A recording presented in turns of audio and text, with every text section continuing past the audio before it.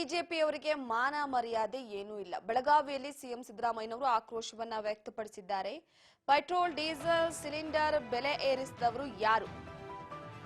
ಆ ಬೆಲೆ ಏರಿಕೆಗೆ ಬಿಜೆಪಿ ನಾಯಕರು ಏನು ಉತ್ತರವನ್ನ ಕೊಡ್ತಾರೆ ಎನ್ನುವ ಮುಖಾಂತರವಾಗಿ ಬಿಜೆಪಿಯವರಿಗೆ ಮಾನ ಮರ್ಯಾದೆ ಏನೂ ಇಲ್ಲ ಅಂತ ಆಕ್ರೋಶವನ್ನ ವ್ಯಕ್ತಪಡಿಸಿದ್ದಾರೆ ಸಿದ್ದರಾಮಯ್ಯನವರು.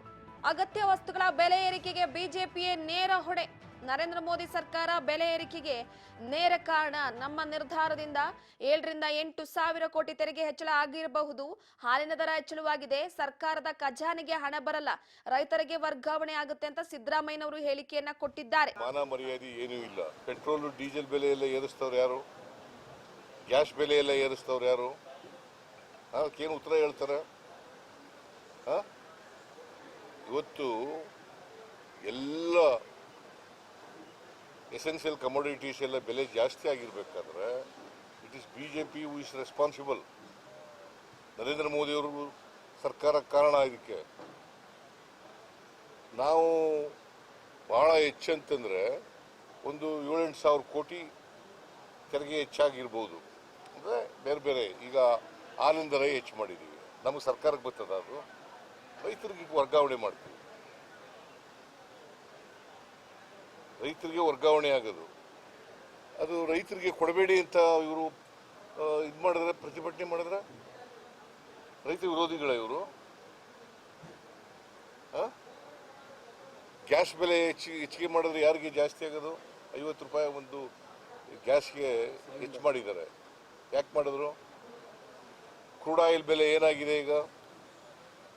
ಏನಾಗಿದೆ ರೀ ಗೊತ್ತಾ ನಿಮಗೆ? ಕ್ರೂಡ್ ಆಯಿಲ್ ಬೆಲೆಗೂ ಪೆಟ್ರೋಲ್ ಡೀಸೆಲ್ ಬೆಲೆಗೂ ಹೆಚ್ಚು ಮಾಡೋದಕ್ಕೆ ಸಂಬಂಧ ಇದೆ.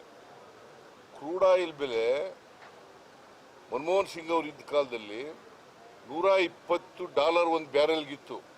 ಈಗ ಎಷ್ಟಾಗಿದೆ ಗೊತ್ತಾ? $65. ಮತ್ತೆ ಯಾಕೆ ನೀವು ಹೆಚ್ಚು ಮಾಡಿದ್ರಿ? ಯಾಕೆ ಹೆಚ್ಚು ಮಾಡಿದ್ರಿ? ಅದ್ರ ವಿರುದ್ಧ ಮಾತಾಡಿ.